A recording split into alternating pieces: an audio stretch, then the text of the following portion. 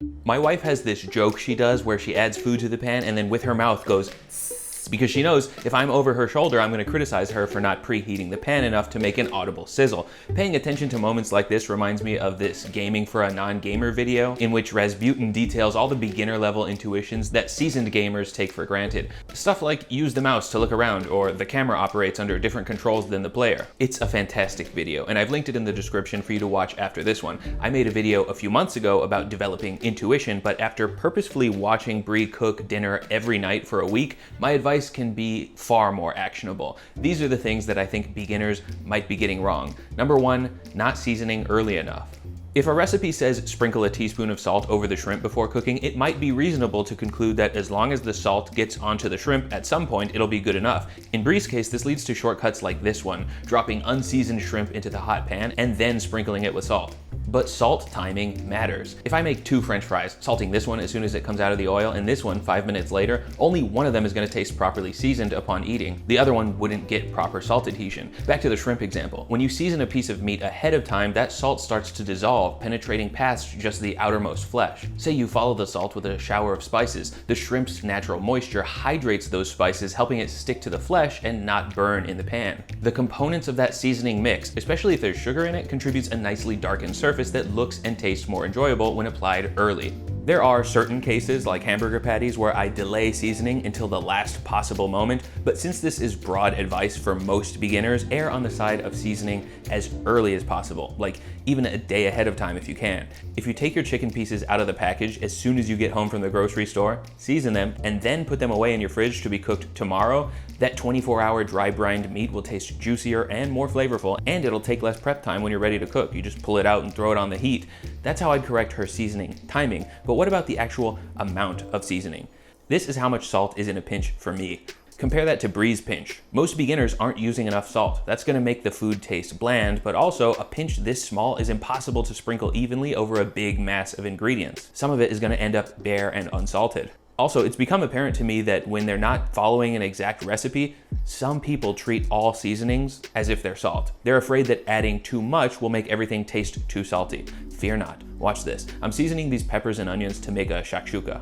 I already added the proper amount of salt, so now I can go insano style on the cumin, paprika, garlic powder, black pepper, and cayenne with no risk of making the food too salty. This might sound painfully basic to longtime viewers, but I know some people don't already know this because Danos seem to have hitched their whole wagon to marketing their product as something that you can use in unlimited amounts, and it's apparently working. Yes, it is possible to put too much pepper in your paprikash, but don't let that scare you away from seasoning your food with the right amount of salt and then a bunch of other spices. Taste as you cook, like the pros do, and you'll see that your hard shell taco night ground beef is far from in danger of being over-cumined. Next, knife work, specifically knife confidence.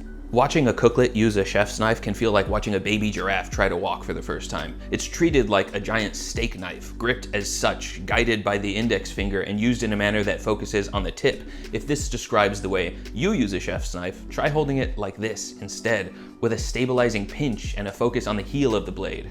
It might feel weird at first, but it's gonna help you get to a point where it feels like the knife is an extension of your hand much more quickly than hunting around with the tip. And if it does feel too uncomfortable to overcome, shop around in person for a new knife. If there was one perfect knife, everyone would just have that one. I know that Googling best knife and reading a dozen reviews is how things are purchased these days, but feeling the differences in grip, size, weight, and balance in your hand is why people shop for different knives.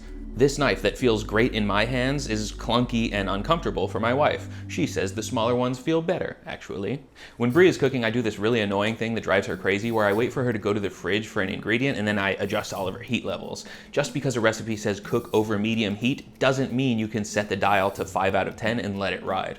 This tiny burner and this massive dual ring burner are gonna put out completely different amounts of heat when set to 5, so being a good cook is sometimes less about objective measurements and sometimes more about being present, paying attention, and thoughtfully adjusting everything while you work. That's why I don't cook with headphones on. Save the podcasts for later when you need to wash dishes. I need to hear all of the cues that inform my cooking. Food gives you sensory hints while you cook. If you see wisps of smoke coming off a nonstick pan, it's probably too hot. If you smell a faint acrid odor in the air, your food is starting to burn and you have about 5 seconds to save it.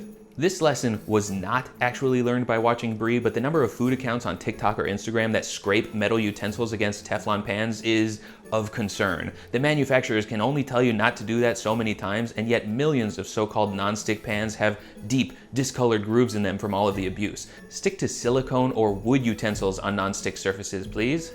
Over the years, I've made several videos regarding how to do, make, or enjoy something without being a nerd about it. But today, I am the nerd. Watching Brie disregard all of my suggestions on how to do things the so-called right way while she cooks because look, everything came out fine, must be how all cast iron or coffee experts feel watching my videos that oversimplify their favorite subject matter. But this is how it works for people at the beginner level of anything. The ceiling of what's possible is high, but the floor of what's acceptable is relatively low. So what if there's no cheese that flowed out to form a crispy frico, adding contrast in both flavor and texture? It's still a tasty quesadilla. So what if there's no crushed cashew and herb garnish on top for appearance? It still tastes good. And you know what? They're right. Nobody's good at everything. Brie could make a whole channel about lessons she's learned from watching me try to clean a bedroom, or draft a motion to compel arbitration, or have a difficult conversation without shoehorning humor into the situation to deflect emotionally.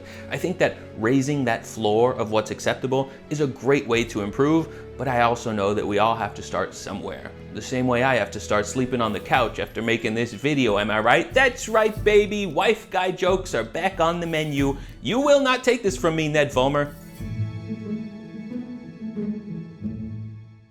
Cometeer has paid to be mentioned at the end of this video.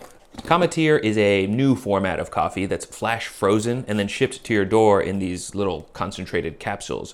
You keep them in your freezer until you want a good cup of coffee on demand, and then melt one into hot water or cold milk or whatever you like. You could even use these concentrated capsules as a substitute for espresso, which opens you up to espresso cocktails at home, like this Carajillo Shakerato I posted not too long ago, even if you don't have an espresso machine at home. Cometeer has light roasts, medium roasts, dark roasts, decaf, and since they're concentrated, they travel well too. I packed a whole sleeve of Cometeer into my carry-on before my most recent flight to Las Vegas, and so throughout the trip I was able to drink top-tier coffee every morning without spending $10 or more per coffee every morning on the strip. For a limited time, you can receive a free sleeve of Barista's Choice coffee with your first order. That's 8 free cups of coffee when you use my code Shaquille at Cometeer.com.